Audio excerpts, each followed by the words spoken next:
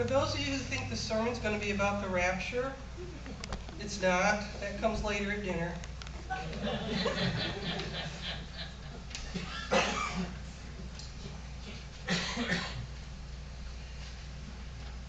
I mean, just what gets into the Gospel of Mark just astounds me. It's the shortest gospel, and then stuff like this shows up. Teacher, what large stones and what large buildings? Like, where does that come from? You know, you look at this and you go, okay. But then Jesus turns it into a lesson. Turns it into a lesson. Do you see these great buildings? Not one stone will be left upon another. And we're sitting here going, what does this mean? And then we get another non sequitur, which doesn't seem to have anything to do with the stones. And he's talking to these, the gang on the Mount Olives, and he says to them, beware that no one leads you astray. I mean, I know I talk like that sometimes, but it's called incoherence when I do it. And I'm looking at this going, wow, what are we going to do with this? And he goes on to say that many will come and say that I am he. And then he talks about wars and famines and earthquakes, and you're like, okay. And he tells us not to be led astray, and then he ends with, these are just the birth pangs of what is to come. All right then. Here's another non sequitur for you. I'm reading a great book by Martha Grimes, and in it is this little character, 11-year-old girl named Emma Graham, and she talks about prayer.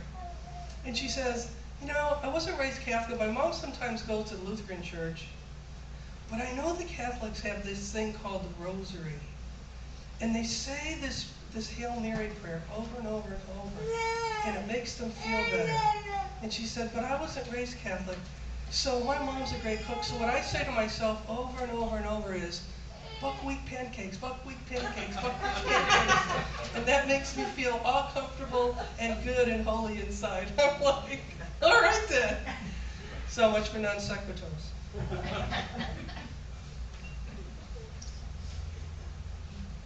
As I was praying about this scripture, or maybe fumbling through it last week, I thought about, Jesus is a Jewish rabbi.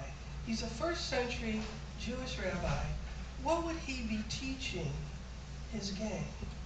What would he be teaching? Where would be the source of where he's getting some of the ideas in this scripture from?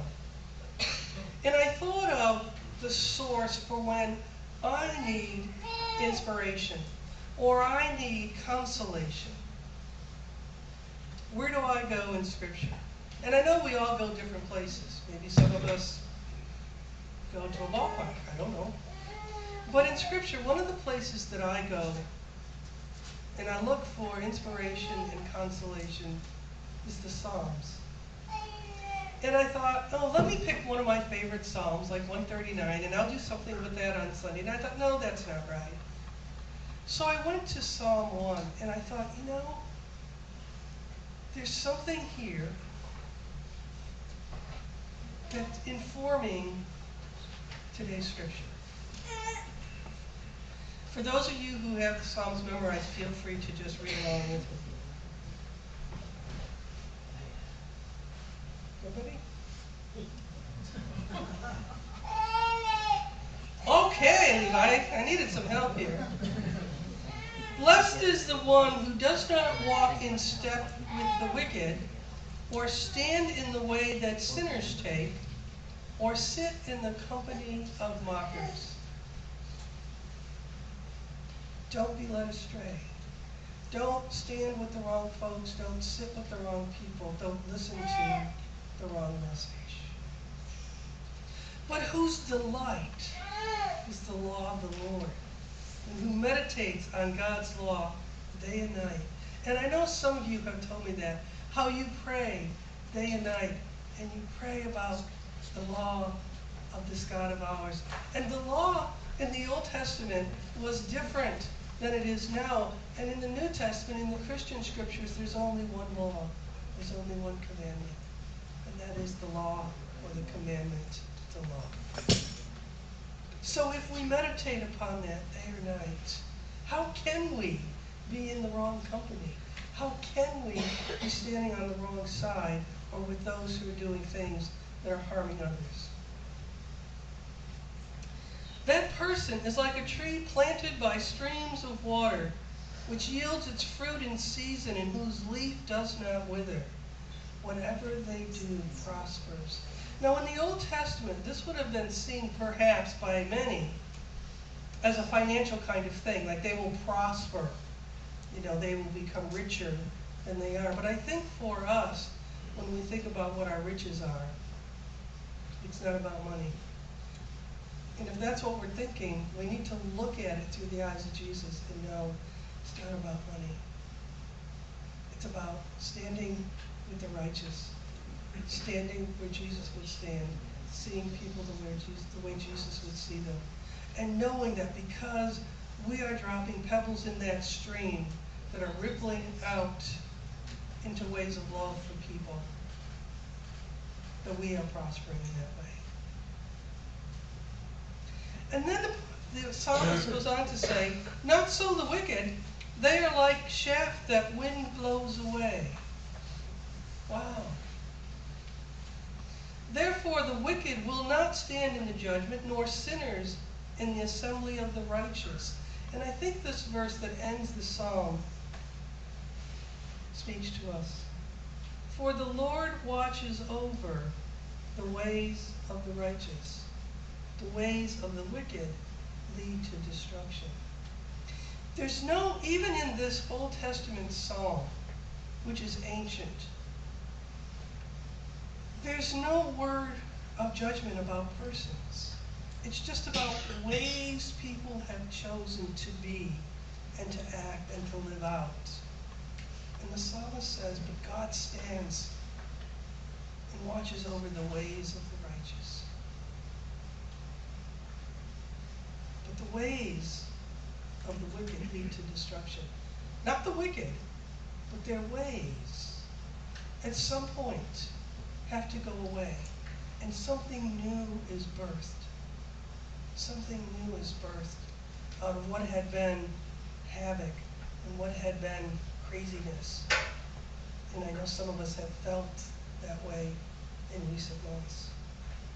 And so I thought, it seems to me that what last week's scripture and this week's scripture are talking to us about is noticing.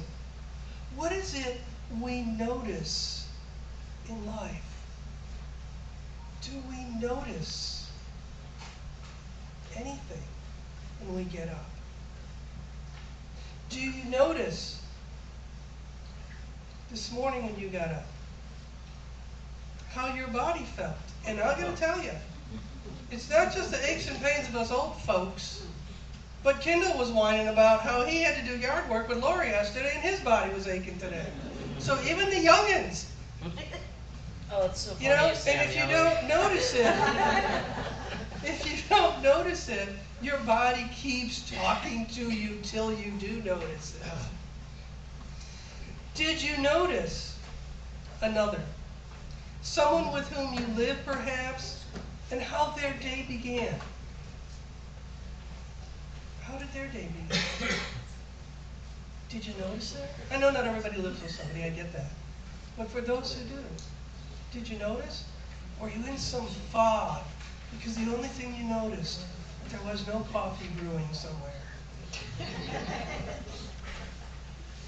Did you notice a pet? An empty food dish? Or a leash waiting to be filled? Yeah. We have 10 water dishes in our house. 5 for the cats, 5 for the dogs, because we're equal opportunity drinkers in our house.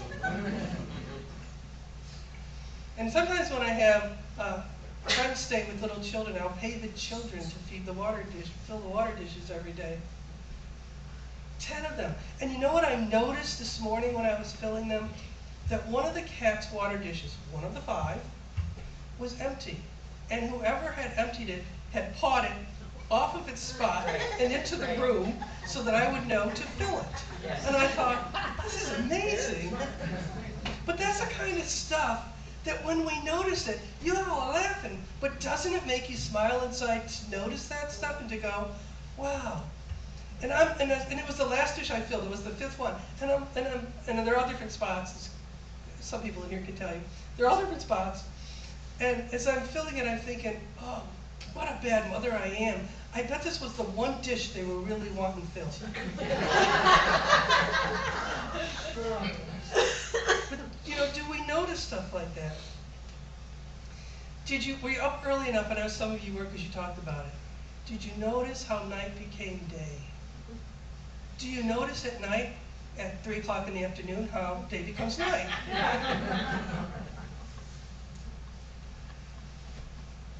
Did you notice the cranes, or the herons, or the squirrels outside your window? Do you know, this is like one of the really useful pieces of information you'll go home with today from today's sermon, that red squirrels in Alaska survive the winter by burrowing 4 feet underground, and then they slow their heart rate, their breathing, and they lower their body temperature so they can hibernate and live off their body fat in the winter. If anybody wants the recipe for that as winter approaches, I would like to live off my body fat this winter. But do we notice? What did you notice on the drive here? What did you notice on the drive here? I noticed when I turned down to Riverview Road that there was a dead possum on the side of the road that somebody must have hit. And I love possums, and I know they're mean, and I know they have long claws, but I used to have a family of them that lived under our deck in Bradenton. And I remember one morning as night was becoming dawn, this little tiny being with a little yellow head raced across the lawn and under the deck, and I go, oh my, she must have had babies. Do you notice these things? They're all gifts for us to notice. What is it we notice in a day? Notice the gifts and try to forget about the crap that's coming down, because it's coming down anyway. It's always going to be there. But notice what gifts there are in your day. I want to share a story I shared with some of you before, and I hope we learn something about noticing from it. A little girl tried to make a living by selling matches in the street. It was Thanksgiving night, and the snow-clad streets, she must have lived in New York, were deserted. From brightly lit windows came the tinkle of laughter and the sound of singing. People were getting ready to bring in the holidays. But the poor little match girl sat silently beside a fountain. Her ragged dress and worn shawl did not keep out the cold, and she tried to keep her bare feet, from touching the frozen ground. She hadn't sold one box of matches all day, and she was frightened to go home, or her father would certainly be angry. It wouldn't be much warmer anyway in the drafty attic that was her home. The little girl's fingers were stiff with cold. If she could only light a match, but what would her father say? It's such a waste. Falteringly, she took out a match and lit it. What a nice, warm flame. The little match seller cupped her hand over it, and as she did so, she magically saw in its light a big, brightly burning stove. She held out her hands to the heat, but just then the match went out, and the vision faded. The night seemed blacker than before and colder, and a shiver ran through her little body. After hesitating for a long time, she struck another match on the wall, and this time the glimmer turned the wall into a great sheet of crystal. Beyond that stood a fine table laden with food, lit by a candlestick. Holding out her arms toward the plates The little match seller seemed to pass through the glass. And then the match went out, and the magic faded. In just a few seconds, she had caught a glimmer of everything that life had denied her: warmth and good things to eat. Her eyes filled with tears, and she lifted her gaze to the lit windows, praying that she too might know just a little happiness. She lit a third match, and an even more wonderful thing happened. There stood a Christmas tree hung with hundreds of candles, glittering with tinsel and colored balls. "How lovely," she exclaimed to herself, holding up the match. Then the match burned her finger and went out. The light from the Christmas candles rose higher and higher. Then one of the lights fell, leaving a trail behind. "Someone is dying," murmured the little girl, as she remembered her beloved granny saying, "When a star falls, the heart stops beating." Scarcely aware of what she was doing, the little match seller lit another match. This time she saw her grandmother. "Granny, stay with me." And she lit one match after another, so that her grandmother could not disappear like all the other visions. Granny did not vanish, but gazed at the little girl. And smiling at her, she opened her arms and hugged the little girl as the little girl cried, "Granny, take me away with you." A cold day dawned, and a pale sun shone on the fountain and icy road the next morning. Close by lay the body of the little girl, surrounded by spent matches. "Poor little thing," exclaimed the passerbys. "She must have been cold and wanted to keep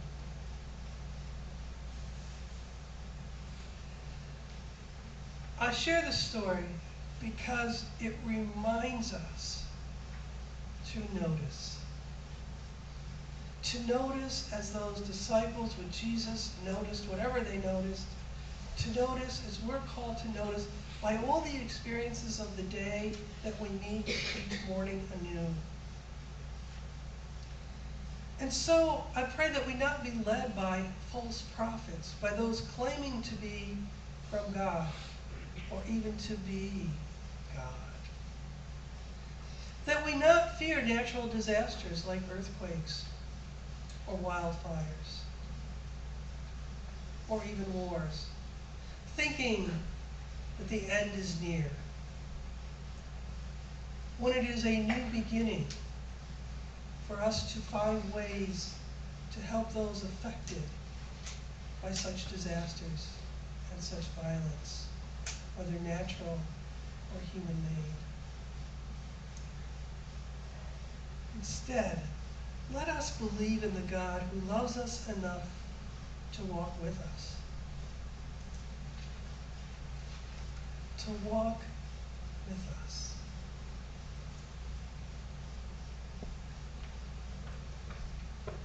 And let us answer God's call to notice all the gifts of creation, the people and creatures around us that need our attention and care. The vulnerable, those who are cold, those who are hungry, those who have no homes or who have homes without warmth and love. Let us notice today's little match girls and match boys and do all we can to help. And let there then be those who are thankful for us as we are for our God. Amen. Jill has a little message she'd like to share with us.